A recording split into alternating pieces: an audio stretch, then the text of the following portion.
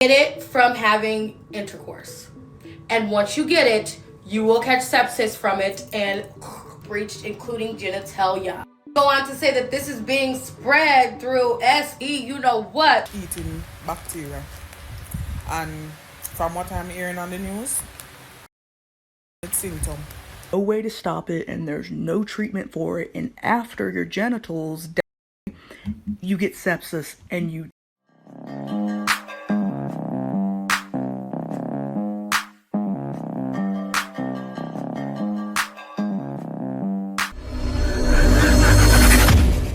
talk about the new flesh-eating vulva virus that is going around that literally causes sepsis and necrosis of your genitalia and appears to eat away at it before basically unaliving you, and it's sexually transmitted. You get it from having intercourse. And once you get it, you will catch sepsis from it and you will be no more. I don't think I need to explain to you how bad this is, but I will anyway. So this is a flesh-eating vulva infection, and it has already been 3 cases reported, and they're saying gynecologists now need to know the signs, and you should too. So doctors in the UK are warning gynecologists of the risks of necrotizing fasciitis on the external genitalia, and it's seeing several severe cases. In a new case published April 8th in the Journal for BM Case Reports, UK doctors described 3 patients who were found to have this necrotizing fasciitis of the vulva. Ladies, we know what the vulva is. Vulva includes the external female genitalia, such as the labia, and the labia, So, NF, also known as the flesh-eating disease, can arise when certain bacteria enter the skin through a wound, cut, abrasion, burn, surgical wound, or at this point, even a insect bite. Mr. Sullivan, who is a professor of microbiology at the immunology at Indiana University, go my school, that NF can occur anywhere skin or tissue is breached, including genitalia. Go on to say that this is being spread through SE, you know what? And once it's on there, those little mites eat away at your vulva and everything involved. So ladies, if there was another time to not touch men, now would be the time. Okay, bye.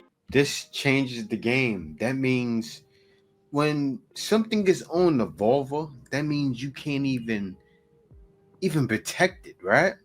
Because it's still going to get on your skin. Flesh eating means you're having relations, it gets on your skin, it starts eating away at your skin. Doesn't even have to be the pain. It can eat away at the pelvis area. And you don't want that. Now, this sounds like one of those things that came from the east somewhere. You remember when the vid happened? Where did it start at? It started in China. We gotta be real. That's where it came from. And what were they doing in China? They were experimenting. They were eating all kinds of animals and doing certain things. And these different animals, like say for instance, if you eat a snake, right? You may get a disease that you usually wouldn't get if you're eating a chicken. But then still, in chicken, they have certain diseases. But let's go further into this. Let's see what the ladies are saying. And I'm happy to see this. This is what they're saying. This is so scary for real. The girl that did the video said, hell yeah. I'm just going to stay single over here and read my Bible. Like, nah. That's the main goal. If this is what it's going to do, it's going to make girls and guys get into their Bible. I'm all for it. Like, nah, it's right. Who wants that? Now, celibacy for the win. And look what the next one says. Matthew 24:7. People are quoting Bible scriptures from this. That's wild. For a guy like me, I say this is a good thing. Let's go to the next set of comments. Look what it says. This is my nightmare. And is why I'm doing abstinence. I literally cannot stop crying when my HSV1 and 2 test results finally came out negative. Then the lady said, congratulations. But man, that's wild. Now people are like, you know what? I don't need to have sex. And you shouldn't be having sex when you're not married anyway, right? Because you're getting with somebody who could possibly be with someone else. Most likely they are with someone else. With the revolution that was started by the feminist movement, right? These things are bound to come. There's bound to be flesh eating, all kinds of diseases coming that can murder you. I mean, we're in trouble sometimes. And things that happen that'll change your life. Be safe out there. Vulva virus that is going around that literally causes. I went to Christian school in 5th grade, and every day Mr. Mitchell took prayer requests, and the flesh-eating disease was like really big in New York at the time, and I prayed every single day. I had Mr. Mitchell pray that I wouldn't get the flesh-eating disease. So I'm just like really grateful to be celibate and divorced and a lesbian right now. Vulva virus that is going around that literally causes sepsis.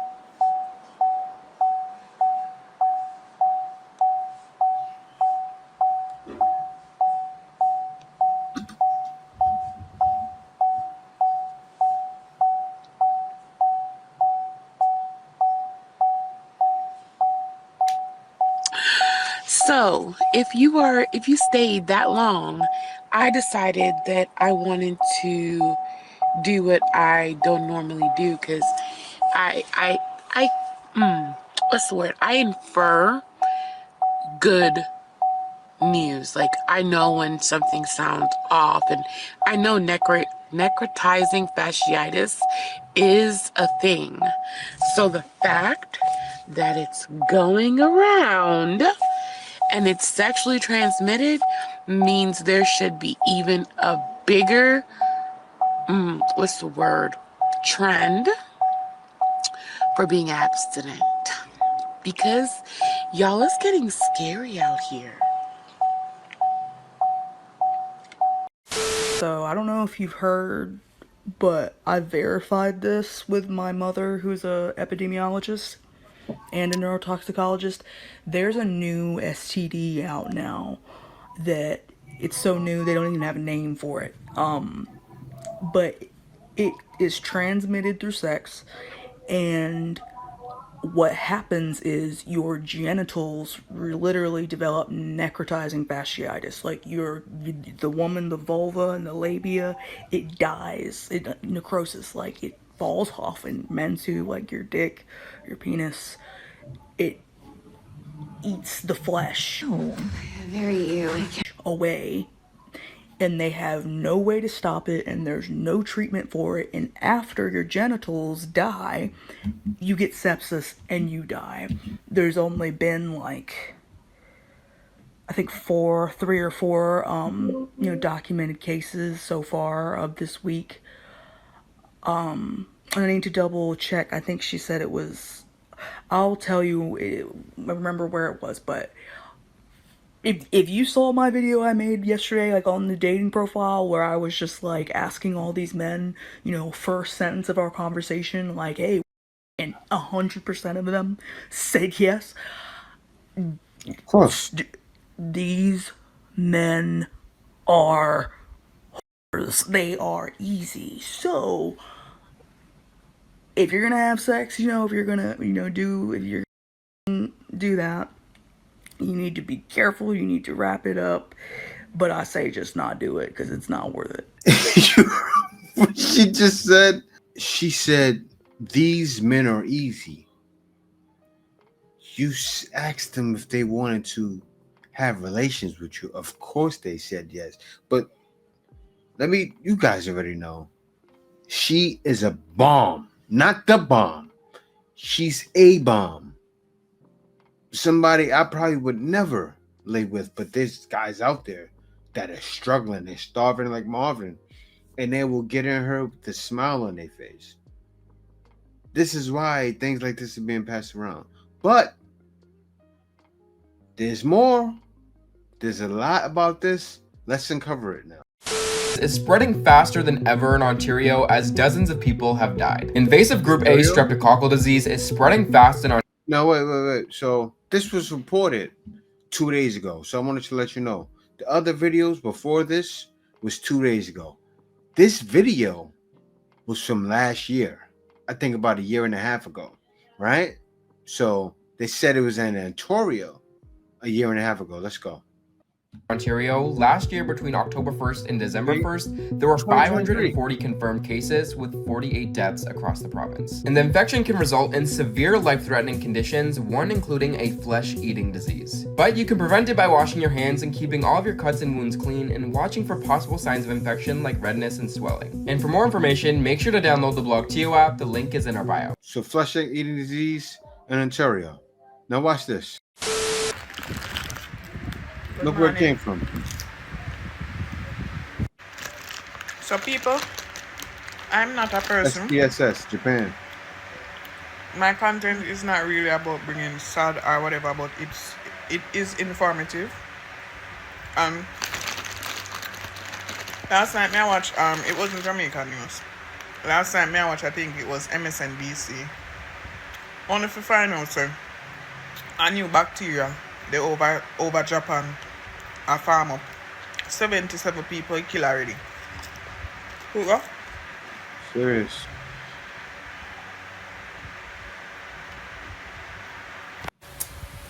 So basically, it's a flesh-eating bacteria, and from what I'm hearing on the news, it not come with symptom. So this minute are alright, and the next minute they're dead. What we are gonna do? We really don't know what we are gonna do. Whoa. So people, when you go to watch a video and say, okay, they are most nonchalant or, without a care in the world. And I say, what me I go do? No matter days. What can I do? Month of time when me feel for the run away. Let you go and go somewhere far away. Where me I go? Because everywhere in the world have a Japanese person. See it there? See it there? It say it can kill it in a matter of days. What am I supposed to do? Me go put it on my head and make my blood pressure go up. You just have to just pray to God so them find a cure for it and control it before it reach over here. Because God know the Japanese them love over here. Them love a culture. Them there. Them there. So what me I go do? Eh? Yeah, nothing. Me have to just pray. Go down on the city and beg God for just make them find a cure, because they make the disease, they must make a cure for it. And hopefully it's not a second COVID business that go on. Because God know, I don't think I would have live out that section. I don't think I could have live out that episode of COVID again. I don't think I would have lived it out. I think that's a little worse than COVID. Bacteria is spreading quickly in New York and has already killed 3 people. Let's talk about the flesh-eating bacteria, Vibrio flavificus. This bacterium is known as a flesh-eating bacteria because it could cause something called necrotizing fasciitis or severe wound infection. It's important to understand that this bacteria is found in brackish, saltwater, or marine environments, and it usually resides in the intestines of shellfish and oysters. So it's important. All right, it's found in shellfish and oysters. So think about it, right? You eat an oyster, you get the kissing and the hugging and the loving. You have relations with someone, you give it to them. That means it jumps in your body after you eat the oysters, goes in your immune system, goes all throughout your body, and then it's a part of you. They're getting this, they're eating this. And this isn't, hear me out. Everybody's saying, oh, they're praising God, right? You seen that, right? Even the last girl. Oh, I pray to God they find something. The other ladies before that in the comments. Oh, I'm praying to God. Look, what did God say? He said, don't eat shellfish, right? He said it. Let me find that verse real quick. I gotta find it. I gotta cook. One second. What Bible verses does God say don't eat shellfish? All right, I'm gonna read this for you guys. Okay. Leviticus. It's funny because in Leviticus 11:2, the Bible teaches to spread your money 7 to 8 times. Well, a lot of Christians don't know it. They even tell you, oh no, you're not supposed to be all about money's devoted over all evil when the Bible says it. But take a look at this. Let me share the screen. 1 second. Let me find what is this? Hold on. All right, here we go. It says the Bible's prohibition against eating shellfish is found in Leviticus 11, 9, and 12. Specifically, these verses state that anything in the seas or rivers that does not have fins and scales is considered detestable and not to be eaten. This rule applied to the Israelites in the Old Testament. However, Jesus later affirmed that all foods are clean. No, he didn't. Nope. That's a lie. This is a lie. It's not clean. Why is that? Let me tell you something. Shellfish, they eat everything in the bottom of the ocean.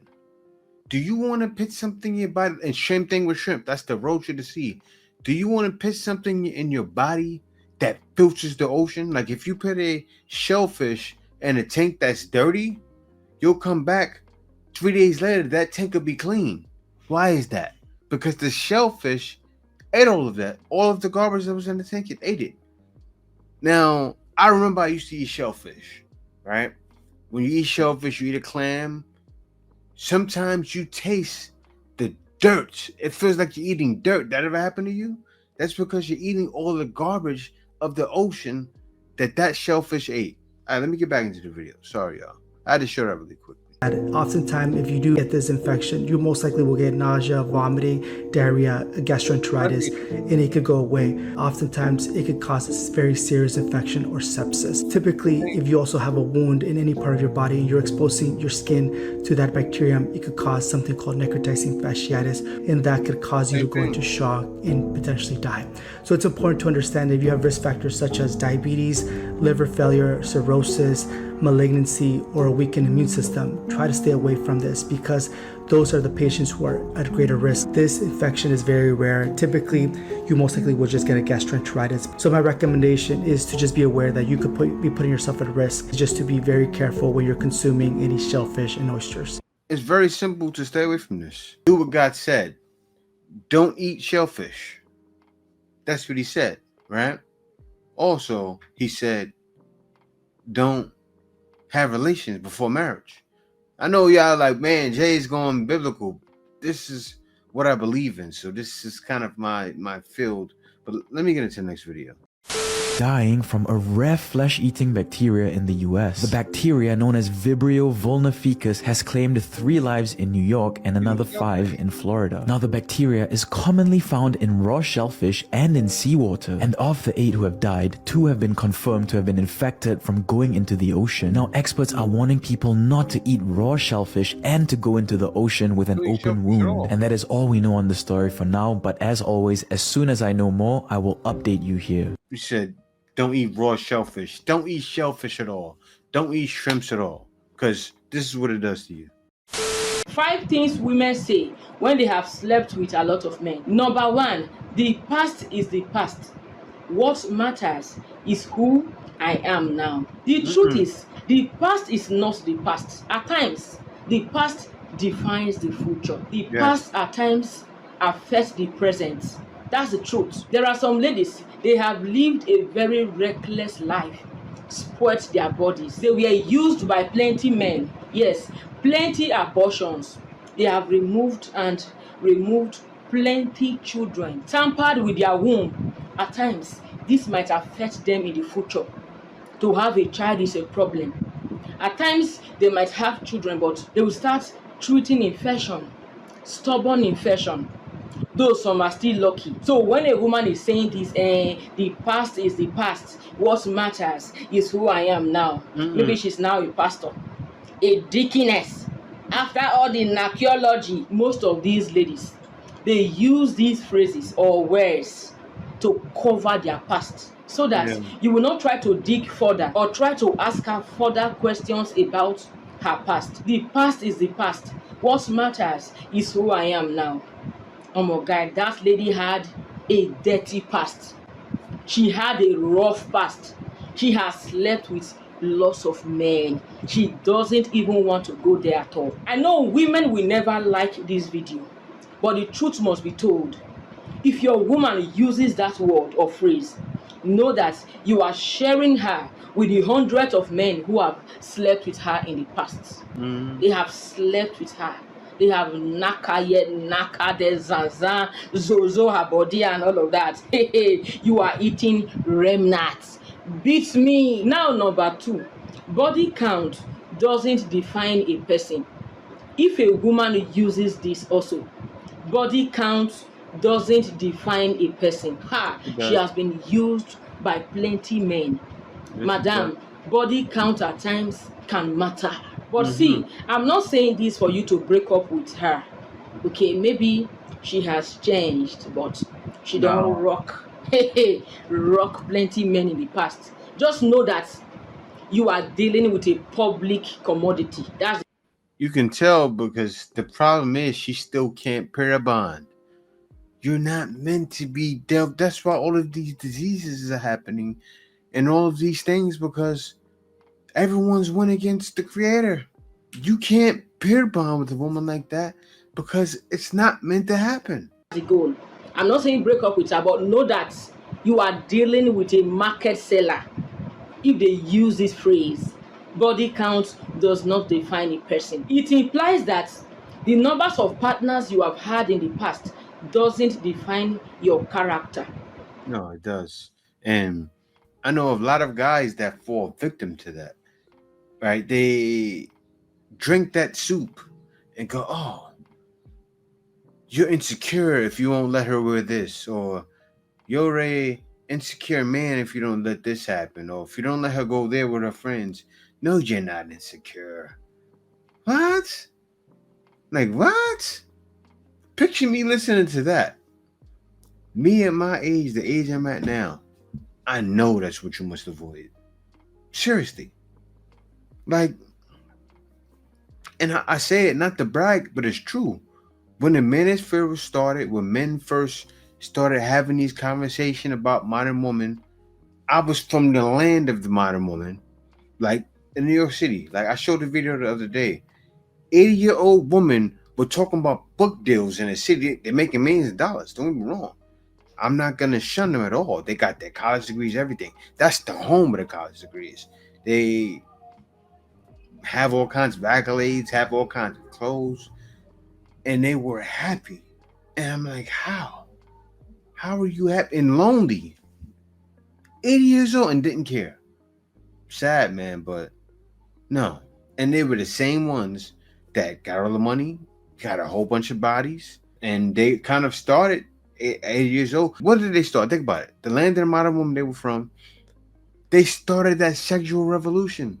They even showed the show Sex in the City. It was about them. Those old ladies. And they started the Sex in the City. That was happening. Like, because everything that happens in the past, they show in the future, right? So you see in TV shows, what was that, in the 90s, 2000s, early 2000s? That happened in the 80s and 70s. That's how it was. In the 90s. That wasn't new. It's not easy to sleep with different men or about 15 men a day sober. It's not okay. Like, it's 15 men a day. Like, sometimes it's used to be more than 15 men a day. So at the age of 16, I fell pregnant. And then I tried to contact home because like I left home for about 3 years without talking to anyone. So I tried to call home, call my granny because I knew her numbers by heart and my uncles. So I called her phone was going on and I dropped the phone. I was scared to talk at that moment. And then she called back and then suddenly I answered. Like, hey, it's me. I'm not okay. I just want to come back home, stuff like that. She's like, where have you been? We've been looking for you. You just disappeared. You're not saying anything. I'm like, it's a long story. I will tell when I reach home. They're like, come home, come back home. Then I didn't go back to Paris. I went back to Val, to Suboking, where my granny stays now. So when I reached by my granny, I was 3 months pregnant. So I started working, going to the clinic for antenatal and stuff like that. So from there, I stayed, because I was like 16 years old. I stayed, and my aunt was like, okay, when you're done giving birth, we'll take care of the child. You go back to school. because you're still young. You can go back to school. I was like, cool, why not? But I don't know if I can say there was voices or a thing that was calling in the street. I didn't want to see myself sitting in the house. Like, I didn't want, So when I was 4 months pregnant, I remember it was December time. So, us in our culture, we have that thing that we do, like firecrackers and stuff like that. So, but before that, because we had a dog in our yard, so I had to close the dog, yes, in the house of it, and then do the firecrackers and stuff like that. And then, so I remember that time after 12, after doing the firecrackers and stuff like that, and I said to my grand, I'm going to open the dog now to come out. My grand was like, okay, cool. I jumped the fence. I ran after 12 midnight. So on the 1st of January of the new year? Of the new year of 2011. Your decision was, I'm running up. I'm just like, no, the street is calling, the boozing, alcohol. They took my phone. I'm like, nah, I'm leaving. I'll see myself, but wherever I want to come, I'm going. And it was raining heavy that day. It was heavy. It was raining, and I decided to jump the fence. Last time my granny saw me, it's the time I said I'm going to open the dog. That was the last time. I left. I arrived. There's a place called Chisanyama in Zone 14, because I was in Zone 13. Then in Zone 14, there's a place called Chisanyama. It's a club there and stuff like that. So when I arrived there was this guy outside in the chairs. Like, why are you standing here in the rain alone? And it's raining. Like, the guy's like, come in, let's go to my place. Let me give you something to change and let's go to drink. Like, cool, why not? We went. The guy borrowed me his tracksuit. And then we went to the club, we drank. I went back, I slept with the guy. The following day gave me money. And then I went to Vrenaging, back to the same place where I was prostituting myself. When I arrived there, Man, so the guy, right away, she's young, that's why it was easy. He started talking to her, saw she was young, pretty much groomed her. So she was groomed, but not really groomed though, because that's what she wanted. She said the streets was calling and she ran to it. Let's see what else she says. my room was still secure and some of my stuff was still there. Are you not pregnant? I'm still pregnant. Like, I'm 4 months pregnant. Fine. It's January. On the 20th,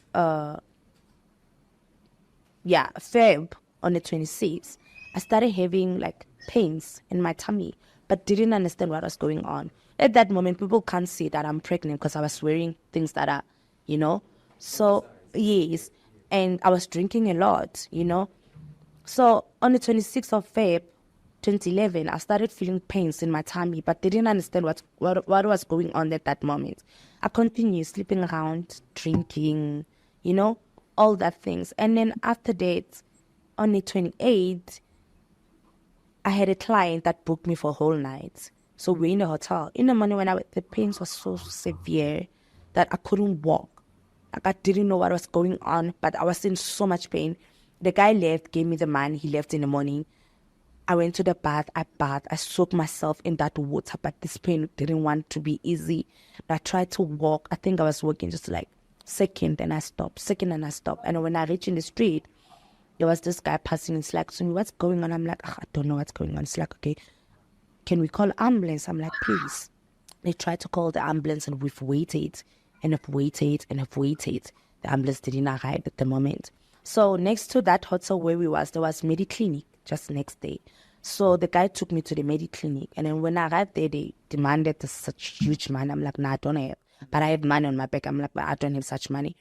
So I started bleeding. And then they gave me a purse to put in. And they're like, okay, let's call the ambulance. Then that time the ambulance arrived quickly. I went to hospital. When I arrived there, they examined me. And then they said I had miscarriage.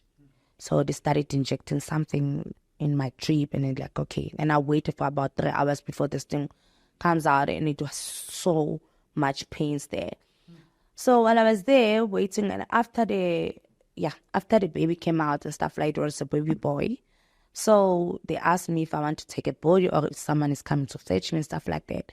That moment I'm thinking, I left home without them knowing where I am and stuff like that. And if I call them now, telling them that are they gonna come, I'm like, I don't wanna go home.